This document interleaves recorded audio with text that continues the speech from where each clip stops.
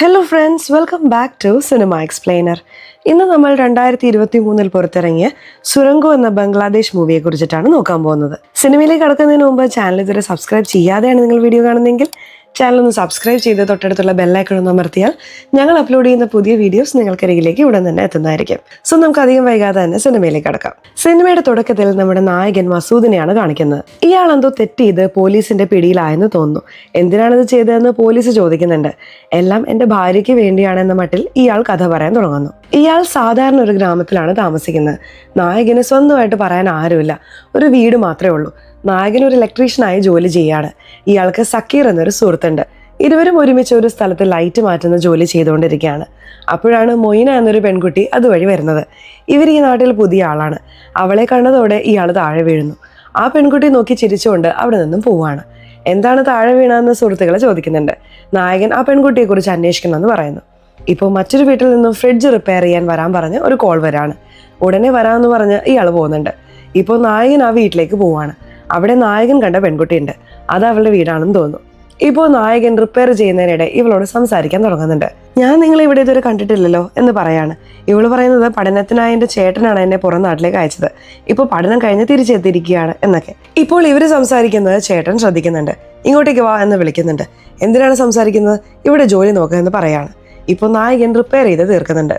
അവർ പണം കൊടുക്കാൻ വരുന്നു. അറിയുന്നവരുടെ കയ്യിൽ നിന്ന് പണം വാങ്ങാറില്ലെന്ന് പറഞ്ഞ് ഇയാൾ പോവാണ്. അടുത്ത ദിവസം മൊയ്ന കടയിൽ വന്ന് പണം കൊടുക്കുന്നു. വേണ്ടെന്ന് പറഞ്ഞില്ലേ, ഒരു പ്രശ്നമുണ്ട്, ഫോൺ ശരിയാക്കണം.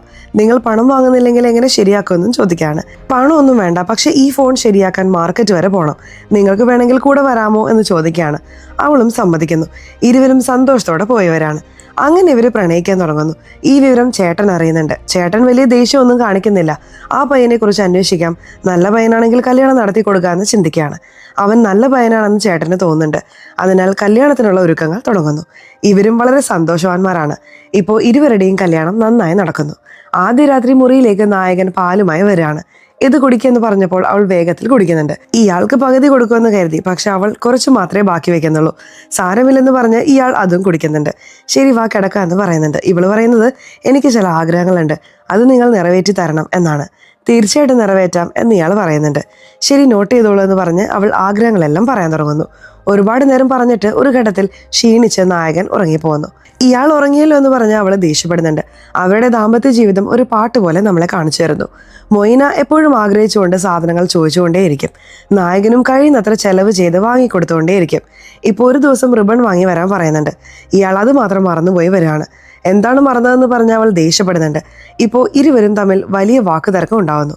നായകൻ പറയുന്നത്, ഞാൻ ഒരുപാട് ക്ഷീണിച്ചു, നിനക്ക് വേണ്ടി എത്ര പണം ചെലവഴിച്ചു എന്നറിയാമോ, പക്ഷെ നിനക്കൊന്നും മതിയാവില്ലെന്ന് പറയുന്നു. ഇപ്പോൾ ഇരുവരും വഴക്കിട്ട ശേഷമാണ് കിടക്കുന്നത്. അടുത്ത ദിവസം നായകൻ സോറി പറഞ്ഞ് പതിയെ സംസാരിക്കാൻ തുടങ്ങുന്നുണ്ട്. അവളും സാരമില്ലെന്ന് പറഞ്ഞ് ഇയാളുടെ തലയിൽ സോപ്പ് തേച്ച് കൊടുക്കുന്നു. അപ്പോഴാണ് പതിയെ സംസാരിച്ചു തുടങ്ങുന്നത്. എൻ്റെ ഫ്രണ്ടിൻ്റെ ഭർത്താവുണ്ടല്ലോ, വിദേശത്ത് ഒരുപാട് സമ്പാദിക്കുന്നുണ്ട്, നിങ്ങളും വിദേശത്തേക്ക് പോയാൽ എന്താണെന്ന് ചോദിക്കുകയാണ്. ഇല്ല, ഈ ജോലി വിട്ടിട്ട് എനിക്ക് വിദേശത്ത് പോകാൻ കഴിയില്ലെന്ന് പറയാണ്. എന്തുകൊണ്ട് പോകാൻ കഴിയില്ല? ഒരുപാട് പണം കിട്ടില്ലേ, പോകാനുള്ള വഴി നോക്കുക എന്ന് പറഞ്ഞ് അവൾ ദേഷ്യത്തോടെ എഴുന്നേറ്റ് പോകുന്നു. നായകൻ ഇത് സംബന്ധിച്ച് സുഹൃത്തുക്കളോട് സംസാരിക്കുന്നുണ്ട്. ഇവിടെ കിട്ടുന്നതിനേക്കാൾ കൂടുതൽ ശമ്പളം അവിടെ കിട്ടും, പക്ഷെ പോവാൻ നീ ഒരു തുക ചെലവഴിക്കേണ്ടി വരും. അതിന് എവിടെ പണം എന്ന് ചോദിക്കുകയാണ്. എങ്ങനെയെങ്കിലും റെഡിയാക്കണമെന്ന് പറഞ്ഞ് നായകൻ സുഹൃത്തുക്കളോട് സംസാരിക്കുകയാണ്.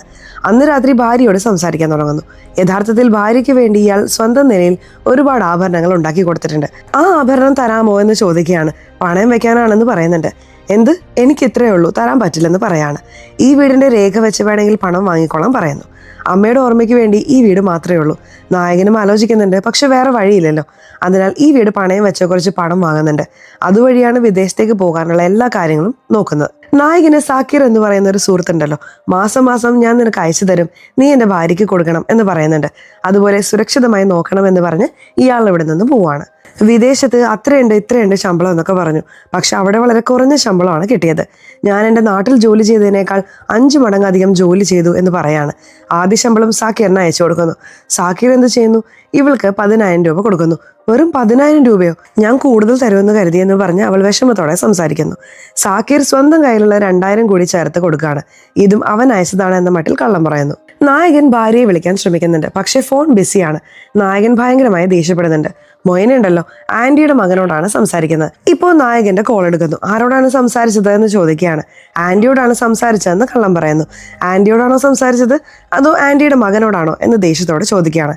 എന്നെ സംശയിക്കുകയാണോ എന്ന് പറഞ്ഞ അവളും തിരിച്ച് ദേഷ്യപ്പെടുന്നു. ഇരുവരും തമ്മിൽ മാറി മാറി വഴക്കിടുകയാണ്. ഇയാളും കൂടെ ജോലി ചെയ്യുന്നവരോട് പറയുന്നത് കല്യാണം മാത്രം ചെയ്യരുത്, എല്ലാ ദിവസവും നരകമാണ് അനുഭവിക്കേണ്ടി വരുന്നത് എന്ന് പറയാണ്.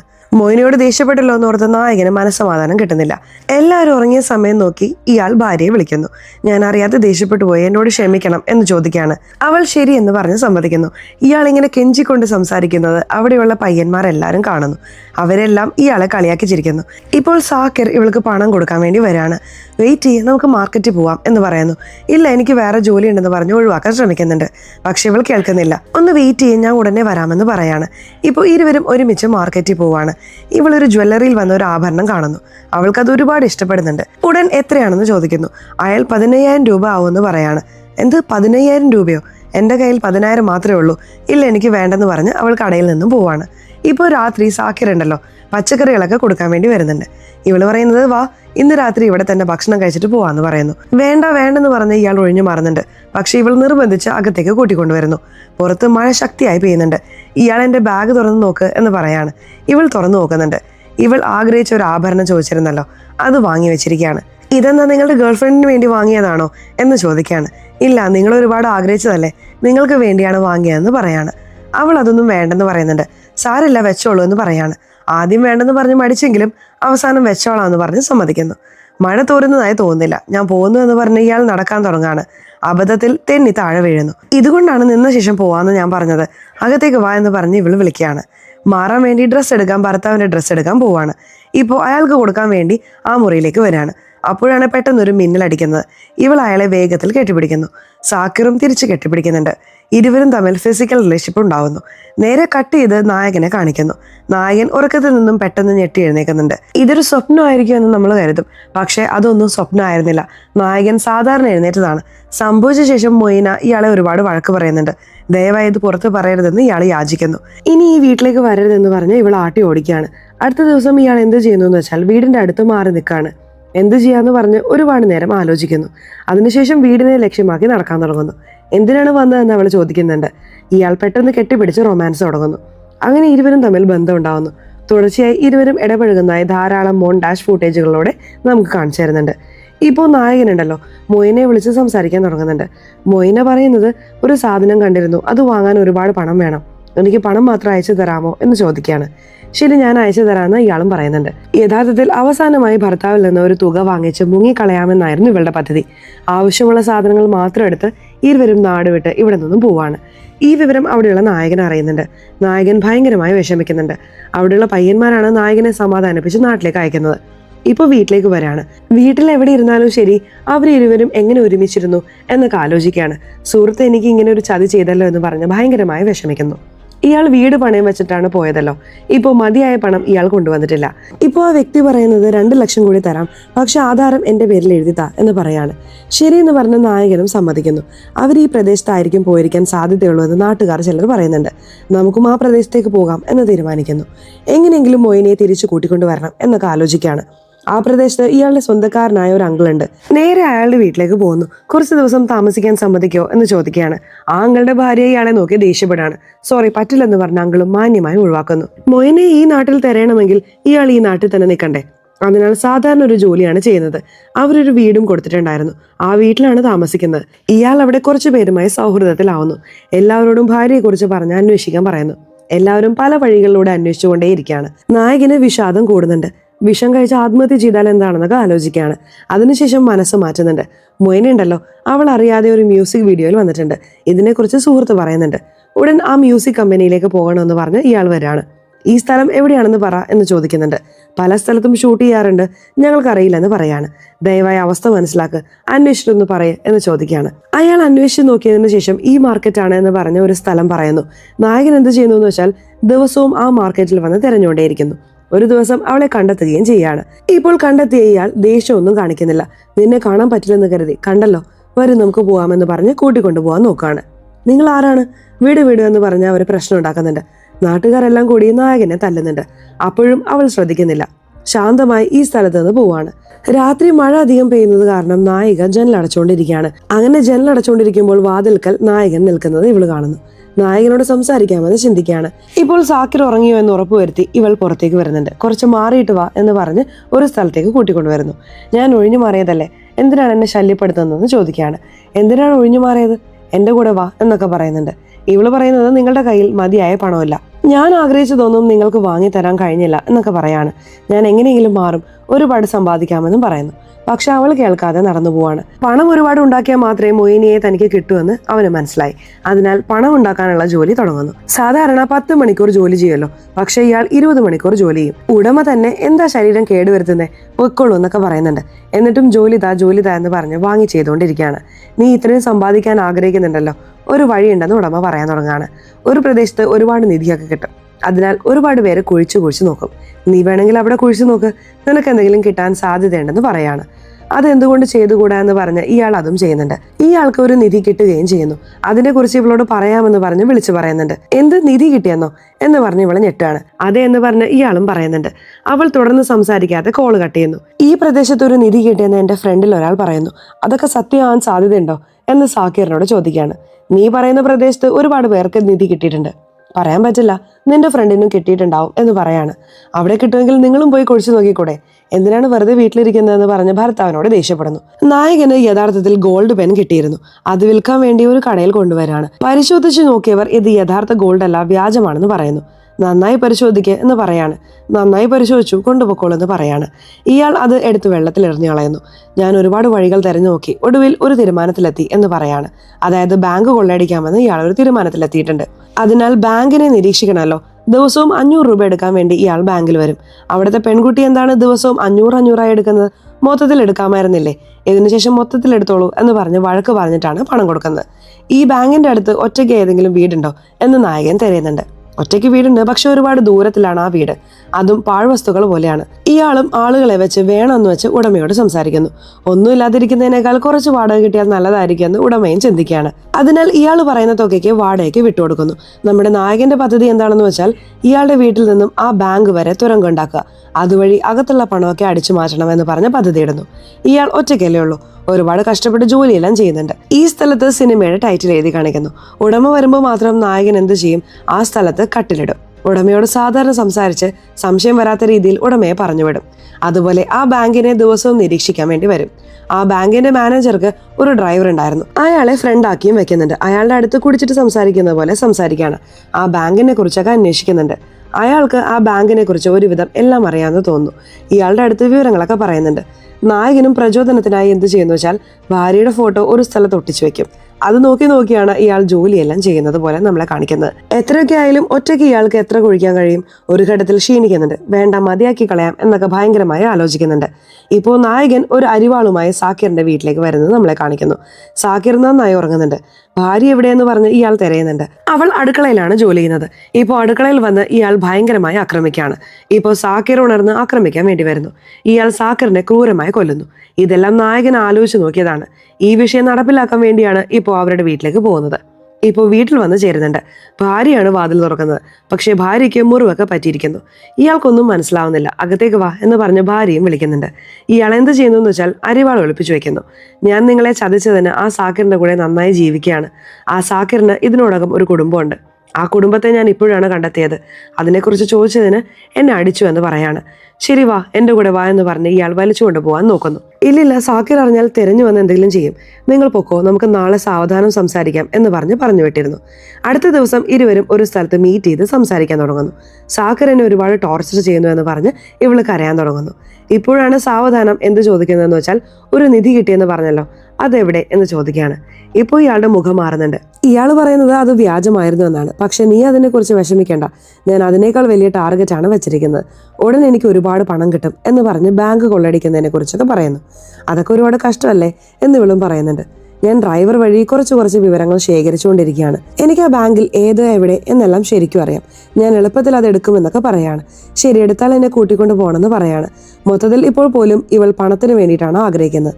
ഇപ്പോൾ സാക്കിർ ശമ്പളത്തിന്റെ പണം ഭാര്യയ്ക്ക് കൊടുക്കാണ്. എന്ത് ഇത്രയും പണം മാത്രമാണോ എനിക്ക് തരുന്നത്, ബാക്കി പണമെല്ലാം ആ ഭാര്യയ്ക്ക് കൊടുത്തു അല്ലേ എന്ന് ചോദിക്കുകയാണ്. നിനക്ക് പാസ്റ്റ് ഉള്ളതുപോലെ എനിക്കും പാസ്റ്റ് ഉണ്ട്, ഞാൻ അവർക്കൊന്നും കൊടുത്തിട്ടില്ല എന്ന് പറയാണ്. എന്നിട്ടും ഇവൾ കേൾക്കാതെ കളിയാക്കുന്നത് പോലെ സംസാരിച്ചുകൊണ്ടേയിരിക്കുകയാണ്. ദേഷ്യത്തിൽ ഇയാൾ എന്ത് ചെയ്യുന്നു എന്ന് വെച്ചാൽ പെട്ടെന്ന് കാരണത്തടിക്കുന്നു. നായകൻ കുറച്ചായി കുഴിച്ചിട്ട് മുന്നോട്ട് വന്നുകൊണ്ടിരിക്കുകയാണല്ലോ. ലോക്കർ റൂമിന് താഴെയുള്ള സ്ഥലത്ത് വന്ന് ചേരാണ്. ഈ വീക്കെൻഡ് അകത്ത് കയറാൻ പറ്റും എന്ന് പറഞ്ഞ് പ്ലാനൊക്കെ ഇട്ട് റെഡിയാക്കുന്നു. കറക്റ്റ് വീക്കെൻഡ് വരുന്നുണ്ട്. ഇയാൾ എന്ത് ചെയ്യുന്നു എന്ന് വെച്ചാൽ ആ സ്ഥലം തകർക്കുന്നുണ്ട്. ഇപ്പോൾ ആ ലോക്കർ റൂമിലേക്ക് വരുന്നു. ആ സ്ഥലത്തുള്ള പണമൊക്കെ കണ്ടപ്പോൾ ഇയാൾ ഭയങ്കരമായി സന്തോഷിക്കുന്നുണ്ട്. മൊയിന പുറത്തു പോയിട്ട് വീട്ടിലേക്ക് വരാണ്. അപ്പോൾ സാക്കിറിനെ ആളുകൾ കെട്ടിയിട്ടിരിക്കുകയാണ്. എന്തിനാണ് കെട്ടിയിട്ടിരിക്കുന്നതെന്ന് ഇവള് ചോദിക്കുന്നുണ്ട്. ഒരാൾ പറയുന്നത് ഞാനില്ലാത്ത സമയത്ത് എന്റെ വീട്ടിൽ വന്ന് എന്റെ ഭാര്യയുമായി ബന്ധം വെച്ചു, അതിനാലാണ് എന്നൊക്കെ പറയാണ്. ഇപ്പോൾ വലിയ ആളുകൾ പഞ്ചായത്തിൽ സംസാരിച്ചുകൊണ്ടിരിക്കുകയാണ്.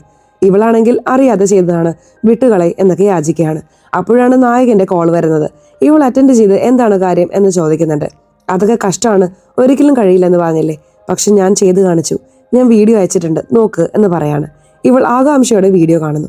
പണമൊക്കെ എടുത്തതുപോലെയാണ് വീഡിയോ അയച്ചിരിക്കുന്നത്. ഇത് കണ്ടപ്പോൾ ഇവൾക്ക് സന്തോഷമാവുന്നുണ്ട്. ഇപ്പോൾ ആ വലിയ ആളുകളെ തള്ളി മാറ്റി ഇവൾ സംസാരിക്കാൻ തുടങ്ങാണ്. എൻ്റെ ഭർത്താവ് തുടർച്ചയായി ഇങ്ങനെയാണ് ചെയ്തുകൊണ്ടിരിക്കുന്നത്, നിങ്ങൾ എന്ത് ശിക്ഷ വേണമെങ്കിലും കൊടുക്ക്, ഞാൻ ഇടപെടുകയില്ല എന്ന് പറയാണ്. ഇപ്പോൾ തിരിച്ച് നായകനെ വിളിച്ച് സംസാരിക്കുന്നുണ്ട്. ഞാൻ ആ ഏരിയയിലേക്കാണ് വരുന്നത്, എല്ലാം പാക്ക് ചെയ്ത് വെക്ക് എന്ന് പറയുന്നു. ശരി എന്ന് ഇവളും സമ്മതിക്കുന്നു. ഇവൾ യാത്ര ചെയ്ത് വന്നുകൊണ്ടിരിക്കുമ്പോൾ തിരിച്ച് ഏത് സ്ഥലമെന്ന് ചോദിക്കാൻ വേണ്ടി വിളിക്കാൻ നോക്കുന്നുണ്ട്. നായകൻ ഫോൺ എടുക്കുന്നില്ല. വീണ്ടും കോൾ ചെയ്യാൻ ശ്രമിക്കുന്നു. സ്വിച്ച് ഓഫ് ആണെന്ന് വരുന്നുണ്ട്. എന്താണ് ഫോൺ സ്വിച്ച് ഓഫ് എന്ന് പറയുന്നതെന്ന് പറഞ്ഞ് ഭയങ്കരമായി ഞെട്ടാണ്. വേറെ വഴിയില്ലാതെ ഇവളുടെ വീട്ടിലേക്ക് തിരിച്ചു വരുന്നു. ഭർത്താവ് എന്തിനാണ് വിട്ടുപോയതെന്ന് ചോദിക്കുന്നുണ്ട്. ഇവള് പറയുന്നത് ഞാൻ അങ്ങനെ സംസാരിച്ചിട്ട് പോയാൽ നിങ്ങളെ വിടുമെന്ന് എനിക്കറിയാം, അതിനു വേണ്ടിയിട്ടാണ് ഞാൻ പ്ലാൻ ചെയ്തതെന്ന് കള്ളം പറയുന്നു. ആ ബാങ്കിലുള്ള 32 കോടി ആരും അടിച്ചു മാറ്റി എന്ന് പറഞ്ഞ എല്ലാ ന്യൂസ് ചാനലിലും ന്യൂസ് വരുന്നുണ്ട്. ഇപ്പോൾ ഒരു ഓഫീസർ ഉണ്ടല്ലോ, അന്വേഷണം നടത്താൻ വേണ്ടി ആ സ്ഥലത്തേക്ക് വരാണ്. മാനേജറോട് സാധാരണ കുറച്ച് ചോദ്യങ്ങളൊക്കെ ചോദിക്കുന്നുണ്ട്. അയാളും മറുപടിയെല്ലാം പറയുന്നു. ഇയാളെ റൂമിൽ വന്ന് നോക്കുന്നു. അവിടെ വലിയൊരു ഓട്ടോയുള്ളത് ശ്രദ്ധിക്കുന്നുണ്ട്. നായകൻ ഒരു വീട്ടിൽ താമസിച്ചിരുന്നല്ലോ, ആ വീട്ടിലേക്കാണ് ഓഫീസർ വരുന്നത്. ഈ ഓട്ടോ വഴി പോവാം എന്ന് പറഞ്ഞ് അകത്തേക്ക് പോകാൻ തുടങ്ങാണ്. അപ്പോഴാണ് നായകൻ എത്ര കുഴിച്ചിട്ടുണ്ടെന്ന് നമുക്ക് വ്യക്തമായി കാണുന്നത്. ഇപ്പോൾ ഓഫീസറും ആ ഓട്ടോ വഴി ബാങ്കിൽ വരുന്നു. ഇതിനെക്കുറിച്ച് ന്യൂസിലൊക്കെ പറയുന്നുണ്ട്. സാക്കിർ പറയുന്നത് ഇത് ചെയ്തവൻ സാധാരണ ആളായിരിക്കില്ല, വലിയ ആളായിരിക്കും എന്ന് പറയാണ്. ഇവിടെ എന്ത് ചിന്തിക്കുന്നു എന്ന് വെച്ചാൽ നായകനാണ് എടുത്തതെങ്കിൽ എന്തിനാണ് നമ്മളെ ഒഴിവാക്കിയത് എന്നൊക്കെ ഭയങ്കരമായി ആലോചിക്കുകയാണ്. നേരെ കട്ട് ചെയ്ത് ഓഫീസറെ കാണിക്കുന്നു. അവിടെ ഉണ്ടായിരുന്നവരുടെ അടുത്ത് ചോദിച്ച് നായകന്റെ പടം ഏകദേശം വരയ്ക്കുന്നുണ്ട്. കൃത്യമായി വരയ്ക്കാൻ കഴിയുന്നില്ല. അതുപോലെ അവനെക്കുറിച്ച് വിവരം തന്നാൽ 5 ലക്ഷം ഞാൻ പ്രഖ്യാപിക്കുമെന്ന് പറയാണ്. ശരിയെന്ന് പറഞ്ഞ് അവിടെയുള്ള ആളുകൾ സമ്മതിക്കുന്നുണ്ട്. ഈ 5 ലക്ഷമെങ്കിലും നമ്മൾ വാങ്ങുമെന്ന് പറഞ്ഞ് മൊയ്ന ആലോചിച്ചുകൊണ്ടിരിക്കുകയാണ്. സ്റ്റേഷനിൽ വന്ന് ഓഫീസറോട് സംസാരിക്കാൻ തുടങ്ങുന്നു. ഈ വിഷയം ചെയ്തത് എൻ്റെ ഭർത്താവാണ് എന്നൊക്കെ പറയാണ്. ഇത് ഞങ്ങൾ എങ്ങനെ വിശ്വസിക്കും? നിങ്ങൾ 5 ലക്ഷത്തിന് വേണ്ടി കള്ളം പറയാനും സാധ്യതയുണ്ടല്ലോ എന്ന് ചോദിക്കുകയാണ്. എൻ്റെ കയ്യിൽ വീഡിയോ പ്രൂഫ് തന്നെയുണ്ട് എന്ന് പറഞ്ഞ് ഇവളും വീഡിയോ കാണിക്കുന്നു. നിനക്ക് കഴിയില്ലെന്ന് പറഞ്ഞില്ലേ, പക്ഷെ ഞാൻ ചെയ്തു എന്ന് നായകൻ അതിൽ പറഞ്ഞിട്ടുണ്ടായിരുന്നു. ഇപ്പോൾ ഓഫീസർ എന്ത് ചെയ്യുന്നു എന്ന് വെച്ചാൽ നിങ്ങൾ രണ്ടുപേരും കൂട്ടായി ചേർന്നാണോ ഈ വിഷയം ചെയ്തത്? നായകൻ എവിടെയെന്ന് ചോദിക്കുകയാണ്. എനിക്കറിയില്ലെന്ന് പറയുന്നു. ഇപ്പോൾ ഇയാൾ എന്ത് ചെയ്യുന്നു എന്ന് വെച്ചാൽ ഇവരെയും തനിച്ച് ലോക്ക് ചെയ്തിരുത്തുന്നു. നായകനെ കുറിച്ച് കൂടുതൽ പറ എന്ന് പറഞ്ഞ് ഇവളെ ചോദ്യം ചെയ്യുന്നു. സത്യമായിട്ട് എനിക്ക് അറിയില്ലെന്ന് ഇവളും പറയുന്നുണ്ട്. ഇവൾക്ക് ഏത് കോൾ വന്നാലും ശരി ഓഫീസർമാരുടെ അടുത്ത് അത് ശ്രദ്ധിച്ചുകൊണ്ടിരിക്കുകയാണ്. ഒരു ഘട്ടത്തിൽ നായകന്റെ കയ്യിൽ നിന്നും ഇവൾക്ക് കോൾ വരുന്നു. ഈ സ്ഥലത്തേക്ക് വരാൻ പറയ് എന്ന് പറഞ്ഞ് ഇയാൾ സിഗ്നൽ പറയുന്നു. ഇവളും മനസ്സിലാക്കി ഈ സ്ഥലത്തേക്ക് വാ, മീറ്റ് ചെയ്ത് സംസാരിക്കാം എന്ന് പറയാണ്. മൊയ്ന ഒരു സ്ഥലത്ത് നിൽക്കുന്നുണ്ട്. നായകനും സംസാരിക്കാൻ വേണ്ടി ആ സ്ഥലത്തേക്ക് വരുന്നു. ഇരുവരും സംസാരിച്ചുകൊണ്ടിരിക്കുമ്പോൾ ഓഫീസർമാരെല്ലാവരും കൂടി വന്ന് നായകനെ വളഞ്ഞു പിടിക്കുകയാണ്. മൊയ്നയാണ് കുടുക്കിയതെന്ന് നായകന് വ്യക്തമായി മനസ്സിലാവുന്നുണ്ട്. എന്നെ കുടുക്കിയതല്ലേ, നിന്നെ ഞാൻ വെറുതെ വിടില്ല എന്ന് ദേഷ്യത്തോടെ അലറിക്കൊണ്ട് ഇവിടെ നിന്നും പോവാണ്. നായകൻ തുടക്കത്തിലിരുന്ന് സംസാരിക്കുന്നത് കാണിച്ചല്ലോ, അതാണ് പോലീസിന്റെ അടുത്ത് സ്റ്റേറ്റ്മെന്റായി കൊടുത്തിരിക്കുന്നത്. ഇപ്പോഴാണ് അത് സിങ്ക് ആവുന്നത്. ഇപ്പൊ പോലീസും പണം എവിടെ എന്ന് ചോദിക്കുന്നുണ്ട്. പണം ഞാൻ എടുത്തിട്ടില്ലെന്ന് പറയാണ്. കള്ളം പറയണ്ട, നീയാണ് പണം വെച്ച് കളിച്ചതെന്ന് പറയാണ്. ഞാൻ കളിച്ചത് സത്യമാണ്, പക്ഷെ പണം ഞാൻ എടുത്തിട്ടില്ല, എനിക്ക് മുന്നേ വേറെ ആരോ അത് അടിച്ചു മാറ്റി എന്ന് ഇയാളും പറയാണ്. എത്ര ചോദിച്ചിട്ടും നായകൻ പറയുകയില്ല. അതിനാൽ നായകനുള്ള ശിക്ഷ വാങ്ങി കൊടുക്കുകയാണ്. ഇപ്പോൾ നായകൻ ജയിലിലാണ്. ഇപ്പോൾ ഒരു സ്ഥലത്ത് ഭക്ഷണം കഴിച്ചുകൊണ്ട് ഒരു വിഷയം ആലോചിച്ച് നോക്കുകയാണ്. അപ്പോഴാണ് നടന്ന വിഷയം നമ്മളെ കാണിക്കുന്നത്. ഇയാൾ ബാഗൊക്കെ എടുത്തിട്ട് വരാമെന്ന് പറഞ്ഞ് എടുത്തിട്ട് വരാൻ പോയിട്ടുണ്ടായിരുന്നു. തിരിച്ചു വന്ന് നോക്കുമ്പോൾ ആ സ്ഥലത്തുണ്ടായിരുന്ന പണമൊക്കെ കാണുന്നില്ല. അതിനുള്ളിൽ ആരാണ് അടിച്ചു മാറ്റിയതെന്ന് പറഞ്ഞ് ഇയാളും ഭയങ്കരമായി വിഷമിക്കുന്നുണ്ട്. ഇപ്പോൾ നമ്മുടെ മുന്നിൽ നടക്കുന്നത് സ്വന്തക്കാരെല്ലാം കാണാൻ വരുമല്ലോ, അതുപോലെ നായകനെ കാണാൻ വേണ്ടി മൊയ്നയും വരുന്നുണ്ട്. പക്ഷെ നായകൻ ആ സ്ഥലത്തേക്ക് വന്ന് നിൽക്കുന്നില്ല. ഇവളും ഓഫീസറുടെ അടുത്ത് പറഞ്ഞു വിടുന്നുണ്ട്. അവൾ ആരാണെന്ന് എനിക്കറിയില്ല, കാണാൻ താല്പര്യമില്ലെന്ന് പറഞ്ഞ് നായകനും പറയുന്നുണ്ട്. നായകൻ പണം മോഷിച്ചിട്ട് വന്നവനാണെന്ന് ഒരുപാട് പേർക്ക് അറിയാം. ഒരാൾ ഭയങ്കരമായി ഇയാൾക്ക് മര്യാദ കൊടുക്കുന്നുണ്ട്. പുറത്തു വന്ന ശേഷം എനിക്കും കുറച്ച് പണം തരൂ എന്നൊക്കെ ചോദിക്കുകയാണ്. വേറൊരാൾ സാധാരണ സിഗരറ്റ് തരാൻ വരുന്നു. ചേട്ടന് കോസ്റ്റ്ലി സിഗരറ്റ് കൊടുക്കുക എന്ന് പറഞ്ഞ് ഇയാളും കോസ്റ്റ്ലി ആയ ഒരു സിഗരറ്റ് കൊടുക്കുന്നു. നായകന് ഈ സിഗരറ്റ് കണ്ടപ്പോഴാണ് ഒന്ന് ഓർമ്മ വരുന്നത്. യഥാർത്ഥത്തിൽ ഇയാൾ കുഴി കുഴിച്ചുകൊണ്ടിരിക്കുമ്പോൾ തന്നെ ഈ സിഗരറ്റ് അകത്തുണ്ടായിരുന്നതായി ശ്രദ്ധിക്കുകയാണ്. ഞാൻ ഉപയോഗിക്കാത്ത സിഗരറ്റ് അതിനുള്ളിൽ എങ്ങനെ വരും എന്ന് ആലോചിക്കുകയാണ്. മൊയിനെയാണെങ്കിൽ നായകനോട് സംസാരിച്ചേ പറ്റൂ, എന്തെങ്കിലും ചെയ്യുക പറഞ്ഞ് അവിടെയുള്ള ഓഫീസറുടെ അടുത്ത് ഒരുപാട് യാചിക്കുന്നു. ആ ഓഫീസറും നായകനെ ഒരു സ്ഥലത്ത് വരുത്തുന്നുണ്ട്. ഇപ്പോൾ നായകൻ വന്നപ്പോൾ ഇവള് മാപ്പൊക്കെ ചോദിച്ചുകൊണ്ടിരിക്കുകയാണ്. പോലീസ് നിങ്ങളെ പിടിച്ചു തരാൻ പറഞ്ഞു, അതിനു വേണ്ടിയിട്ടാണ് ചെയ്തത്, അല്ലാതെ നിങ്ങളുടെ കൂടെ ചേരണമെന്നാണ് എൻ്റെ ആഗ്രഹം എന്നൊക്കെ പറയാണ്. പണം ആരുടെ കയ്യിലാണെന്ന് ഞാൻ കണ്ടെത്തി, അതെടുക്കാൻ വേണ്ടി ഞാൻ പുറത്തു വരണം, ഞാൻ പുറത്തു വരാനും ഒരു പ്ലാൻ ഉണ്ട്, നീയാണ് സഹായിക്കേണ്ടതെന്ന് പറയാണ്. ഇവൾ ശരിയെന്ന് സമ്മതിക്കുന്നു. തുടർന്ന് ഇവർ ഇടയ്ക്കിടെ ഇയാളെ കാണാൻ വേണ്ടി വരുന്നുണ്ട്. ഇരുവരും ആർക്കും മനസ്സിലാകാത്ത രീതിയിൽ ചില കാര്യങ്ങളൊക്കെ സംസാരിക്കുന്നു. നായകന് രണ്ടുപേര് സിഗരറ്റ് കൊടുത്തുവല്ലോ. അവർ സംസാരിച്ചുകൊണ്ടിരിക്കുമ്പോൾ നായകനും അടുത്ത് വിളിച്ച് സംസാരിക്കാൻ തുടങ്ങുന്നു. രക്ഷപ്പെടാൻ എൻ്റെ കയ്യിലൊരു വഴിയുണ്ട്, നിങ്ങൾ സമ്മതിക്കുകയാണെങ്കിൽ നിങ്ങളും സഹായിച്ചാൽ രക്ഷപ്പെടാമെന്നൊക്കെ പറഞ്ഞ് പ്ലാൻ ചെയ്യാൻ തുടങ്ങുകയാണ്. ഇപ്പോൾ ന്യൂസിൽ അവരെ 3 പേരെയും രക്ഷപ്പെടുത്തി എന്ന് പറയാണ്. രക്ഷപ്പെട്ടവരെ പിടിക്കണമെന്ന് പറഞ്ഞ് പോലീസ് എല്ലാ ഭാഗത്തു നിന്നും തിരഞ്ഞുകൊണ്ടിരിക്കുന്നു. നായകന്റെ കൂടെ രക്ഷപ്പെട്ട 2 പേരുണ്ടല്ലോ, ഒരു സ്ഥലത്ത് പോലീസിന്റെ കയ്യിൽ പെടുകയാണ്. ഓഫീസർ അവൻ എവിടെ എന്ന് ചോദിക്കുന്നുണ്ട്. പുറത്തു വന്ന ഉടൻ തന്നെ ഞങ്ങൾ പിരിഞ്ഞുപോയി, സത്യമായിട്ട് അവൻ എവിടെയാണെന്ന് ഞങ്ങൾക്ക് അറിയില്ലെന്ന് അവരും പറയുന്നു. നായകനാണെങ്കിൽ ഇപ്പോൾ ബുർഗ ധരിച്ചിട്ടാണ് തന്റെ മുഖം മറച്ചു വെച്ചിരിക്കുന്നത്. ഇപ്പോൾ മൊയിനയുടെ കൂടെ ഒരു ഹോട്ടലിലേക്ക് വരാണ്. ഈ റൂമിന്റെ വാതിലിൽ തട്ടാൻ പറയുന്നുണ്ട്. ഇവളും വാതിലിൽ തട്ടുന്നു. ആ ഡ്രൈവറാണ് വാതിൽ തുറക്കുന്നത്. ഇപ്പോൾ നായകൻ വേഗത്തിൽ വന്ന് ഇയാളെ കയ്യിലുള്ള വടി കൊണ്ട് അടിക്കാൻ തുടങ്ങുന്നു. നീയാണ് ഈ സിഗരറ്റ് ഉപയോഗിക്കുന്നത് എനിക്ക് നന്നായിട്ട് അറിയാം, പണം എവിടെ വെച്ചിട്ടുണ്ട് എന്ന് ചോദിക്കുകയാണ്. ഞാൻ പണം എടുത്തിട്ടില്ല, വേറൊരാളാണ് എടുത്തത് എന്ന് പറഞ്ഞ് ഇയാളും പറയാൻ തുടങ്ങുന്നു. ഇപ്പോൾ ബാങ്ക് മാനേജറുടെ അടുത്ത് കൂട്ടിക്കൊണ്ടുവരുന്നു. നായകൻ ബാങ്ക് മാനേജരെയും അടിക്കാൻ തുടങ്ങുന്നുണ്ട്. എങ്ങനെയാണ് എടുത്തതെന്ന് ചോദിക്കുകയാണ്. ഇവരും എടുത്ത വിഷയത്തെക്കുറിച്ച് പറയാൻ തുടങ്ങുന്നു. ഇരുവരും ബോധത്തിലായിരിക്കുമ്പോൾ ഡ്രൈവർ വീടിനുള്ളിൽ പോകാൻ നോക്കും. പക്ഷെ അപ്പോഴും നായകൻ ഒഴിവാക്കി വിട്ടതായിരുന്നു. എന്തുകൊണ്ടാണ് അങ്ങനെ ഒഴിവാക്കി വിട്ടത് എന്നറിയണം എന്നുള്ളതിന് വേണ്ടി ഇയാൾ ഇല്ലാത്ത സമയം നോക്കി ഇവൻ വീടിനുള്ളിൽ വന്നിട്ടുണ്ടായിരുന്നു. അപ്പോഴാണ് ആ കുഴി ഉണ്ടായിരുന്നത് കണ്ടത്. ഇത് കണ്ട ഇയാൾ പേടിച്ച് മാനേജറുടെ അടുത്ത് വന്ന് പറയും, സർ ഉടൻ ബാങ്കിൽ അലർട്ട് ചെയ്യുക എന്നൊക്കെ പറയും. അവൻ പ്ലാൻ ചെയ്തതുപോലെ എല്ലാ വിഷയവും ചെയ്യട്ടെ, പക്ഷെ പണം മാത്രം നമ്മൾ അടിച്ചു മാറ്റാം എന്ന് പറഞ്ഞ് ഇയാളും ഒരു പ്ലാൻ പറയും. യഥാർത്ഥത്തിൽ നായകൻ ബാഗ് എടുക്കാൻ പോയല്ലോ, ആ ഗ്യാപ്പിൽ ഇവരകത്ത് വന്ന് പണമൊക്കെ എടുത്തിട്ട് പോയിട്ടുണ്ടായിരുന്നു. ഇപ്പോൾ പണം എവിടെയെന്ന് പറഞ്ഞ് അടിച്ചു ചോദിക്കുകയാണ്. ഇവരും പണമുള്ള സ്ഥലം പറഞ്ഞു കൊടുക്കുന്നുണ്ട്. ഇയാൾ അവരെ 2 പേരെയും അടിച്ചു കൊന്ന് പണം എടുത്ത് പോവാണ്. ഇപ്പോൾ നായകനും മൊയിനയും ഒരുമിച്ച് പുതിയൊരു നാട്ടിലേക്ക് വരുന്നു. ഓൾറെഡി ഈ സ്ഥലത്ത് വീട് വാങ്ങി വെച്ചിട്ടുണ്ടായിരുന്നു. ഇപ്പോൾ ഇരുവരും വീടിനുള്ളിൽ വന്ന് പണമൊക്കെ എടുത്ത് നോക്കുന്നുണ്ട്. മൊയിന അത്രയും പണം കണ്ടപ്പോൾ ഒരുപാട് സന്തോഷിക്കുന്നുണ്ട്. ഇയാൾ എന്ത് പറയുന്നു എന്ന് വെച്ചാൽ അണ്ടർഗ്രൗണ്ടിൽ ഒരു സ്ഥലമുണ്ട്, അവിടെ സുരക്ഷിതമായി വെക്കാം എന്ന് പറയാണ്. ഇപ്പൊ ഇരുവരും അണ്ടർഗ്രൗണ്ടിൽ സുരക്ഷിതമായി പണമൊക്കെ അടക്കി വെക്കുന്നു. നായകൻ പറയുന്നത്, ഞാൻ പെടുന്നത് വരെ പോലീസ് തെരഞ്ഞുകൊണ്ടിരിക്കും, നമുക്ക് സമാധാനത്തോടെ ജീവിക്കാൻ കഴിയില്ല, അതിനാൽ ഞാൻ പോലീസിന്റെ അടുത്ത് കീഴടങ്ങാണ്. 7 വർഷം 8 വർഷം ശിക്ഷ കിട്ടും, അതിനുശേഷം തിരിച്ചു വന്ന് നമുക്ക് സന്തോഷത്തോടെ ഇരിക്കാം, അതുവരെ ഈ പണം മാത്രം സുരക്ഷിതമായി വെച്ചോ എന്ന് പറയാണ്. ശരി, ഞാൻ നോക്കിക്കോളാം എന്ന് ഇവളും പറയുന്നുണ്ട്. ഇപ്പോൾ നായകൻ എന്ത് ചെയ്യുന്നതെന്ന് വെച്ചാൽ കോണി ഉപയോഗിച്ച് മുകളിൽ കയറി വരികയാണ്. ഇപ്പോൾ ഭാര്യ കയറാൻ നോക്കുന്നുണ്ട്, പക്ഷെ ഇയാൾ കോണി എടുക്കുന്നുണ്ട്. എന്താ കോണി എടുത്തത് എന്ന് ഇവള് ചോദിക്കുകയാണ്. ഇത്രയും പണം കണ്ടിട്ട് സാക്കിറിന് എന്ത് പറ്റിയെന്ന് പോലും നീ ആലോചിച്ചില്ലല്ലോ എന്ന് ചോദിക്കുകയാണ്. സാക്കിറിന്റെ കഥ ഞാൻ തീർത്തു എന്ന് പറയാണ്. യഥാർത്ഥത്തിൽ സാക്കിറിന്റെ വീട്ടിൽ പോയിട്ടുണ്ടായിരുന്നു, ക്രൂരമായി അടിച്ച് സാക്കിറിനെ കൊലപ്പെടുത്തിയിട്ടുണ്ടായിരുന്നു. പണം എന്ന് ചോദിച്ചു കൊണ്ടിരുന്നല്ലോ, ഇത്രയും പണം നിനക്ക് മതിയോ എന്ന് ചോദിക്കുകയാണ്. ഇയാളുടെ സംസാരത്തിൽ വ്യത്യാസമുണ്ടല്ലോ, അതിനാൽ മൊയിനെയും ഒരുപാട് പേടിക്കുന്നു. ഇയാൾ എന്ത് ചെയ്യുന്നു എന്ന് വെച്ചാൽ പെട്രോൾ എടുത്ത് അകത്ത് ഒഴിക്കുന്നുണ്ട്. ഇവൾ കൂടുതൽ പേടിക്കുന്നു. എന്താണ് ഈ ചെയ്യുന്നത്? എന്നെ കത്തിച്ചാൽ ഈ പണവും കത്തും, അപ്പോൾ എന്ത് ചെയ്യുമെന്ന് ചോദിക്കുകയാണ്. എനിക്ക് ഈ പണമൊന്നും ഒട്ടും ആവശ്യമില്ല, നീയാണ് എപ്പോഴും പണം എന്ന് പറഞ്ഞുകൊണ്ടിരിക്കുന്നത്, ഇപ്പോൾ ആ പണത്തിന്റെ കൂടെ സന്തോഷത്തോടെ മരിക്കുക എന്ന് പറയാണ്. വേണ്ട, ദയവായി എന്നെ വീട്, ഞാൻ ചെയ്തത് തെറ്റാണ്, ക്ഷമിക്കണം എന്നൊക്കെ ചോദിക്കുന്നുണ്ട്. പക്ഷെ ഇയാൾ കേൾക്കുന്നേയില്ല. വീടിന്റെ പുറത്ത് വരുന്നു, വീടിന് ചുറ്റും പെട്രോൾ ഒഴിക്കുന്നു. ഇപ്പോൾ പുറത്തു നിന്ന് കത്തിച്ചിട്ട് നടക്കാൻ തുടങ്ങുകയാണ്. ആ വീടും പതിയെ കത്താൻ തുടങ്ങുന്നു. അകത്തുപെട്ട് മൊയിന മരിക്കാൻ പോവുകയാണെന്ന് നമ്മളെ കാണിക്കുന്നു. ഇതോടെ ഈ സിനിമയും ഇവിടെ അവസാനിക്കുന്നു. സിനിമ എങ്ങനെയുണ്ടായിരുന്നു? ഇഷ്ടപ്പെട്ടോ? സിനിമയെ കുറിച്ചിട്ടുള്ള നിങ്ങളുടെ അഭിപ്രായങ്ങൾ തീർച്ചയായിട്ടും കമന്റ് ബോക്സിൽ രേഖപ്പെടുത്തണേ. അതുപോലെ ചാനൽ ഇതുവരെ സബ്സ്ക്രൈബ് ചെയ്തിട്ടില്ലെങ്കിൽ ചാനൽ ഒന്ന് സബ്സ്ക്രൈബ് ചെയ്ത് ഈ വീഡിയോ ഇഷ്ടപ്പെട്ടാൽ തീർച്ചയായിട്ടും ഒരു ലൈക്ക് കൂടി തരാൻ മറക്കല്ലേ. സോ നമുക്ക് അടുത്തൊരു വീഡിയോയിൽ കാണാം. അതുവരെ ബൈ.